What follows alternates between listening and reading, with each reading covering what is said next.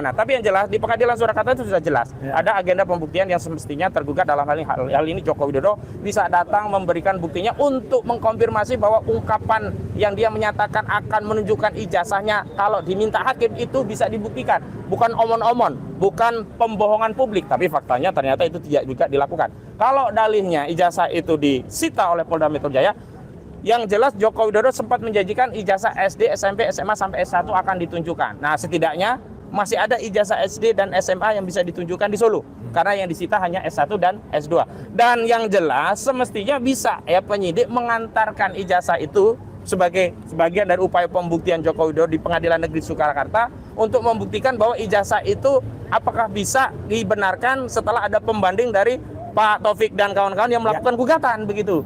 Bukan kemudian dengan dalih itu sedang disita tidak bisa ditunjukkan. Padahal sebelumnya ketika gelar perkara khusus toh ternyata bisa dibuka segelnya, bisa ditunjukkan barangnya. Kenapa untuk kepentingan pro justisia itu tidak dilakukan? Sederhana saja, kalau 5 penyidik saja bisa mengantarkan Eli Danati, Egy Sujana dan juga siapa? Damai Ari Lubis datang ke Jokowi ke Solo minta pengampunan dan mendapatkan hadiah SP3, tentu saja sangat mudah bagi penyidik untuk mengawal bukti itu untuk ditunjukkan ke pengadilan. Kalau benar pertama Joko Widodo konsisten dia akan menunjukkan ijazahnya di pengadilan. Kalau benar yang kedua konsisten bahwa ijazah itu tidak bermasalah. Nah, karena berbelit-belit tidak pernah mau ditunjukkan, tidak juga pula dibawa ke pengadilan, maka jangan salahkan seluruh rakyat, bahkan dibenarkan seluruh rakyat kalau hari ini makin meyakini ijazah saudara Joko Widodo itu palsu.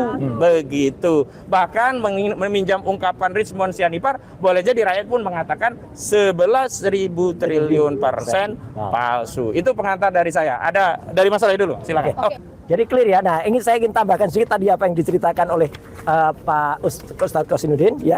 Jadi inilah bukti primary evidence yang juga dulu pernah saya tunjukkan. Inilah bukti yang benar-benar tidak hanya diperlihatkan kalau ini.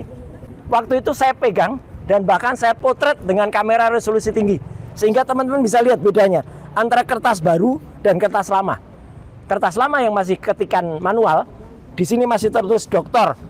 Ahmad Sumitro, dan kertas baru yang tulisannya sudah Profesor Dr. Insinyur Ahmad. Logis tidak? Kalau pada satu skripsi yang sama, ya bulannya November 1985, di mana Dr. Ahmad Sumitro waktu itu belum mengukuhkan atau belum dikukuhkan seorang guru besar, ya itu betul namanya doktor. Ketika dia sudah profesor November 1985, padahal pengukuhannya adalah bulan Maret 1986. Jadi ini adalah lembar yang disisipkan. Makanya waktu itu Dr. Rizmon mengatakan ini palsu, ya gitu. Saya juga menyampaikan ini jelas betul, kertasnya saja beda, ya. Jadi artinya itu bukti-bukti yang kemudian dikuatkan, termasuk juga keterangan dari Prof. Henry Subiakto yang mengatakan kalau Undang-Undang ITE itu adalah untuk transaksi elektronik, bukan untuk pemidanaan urusan politik. Ya, itu clear-nya ya. Jadi saya kira tambahan saya cukup.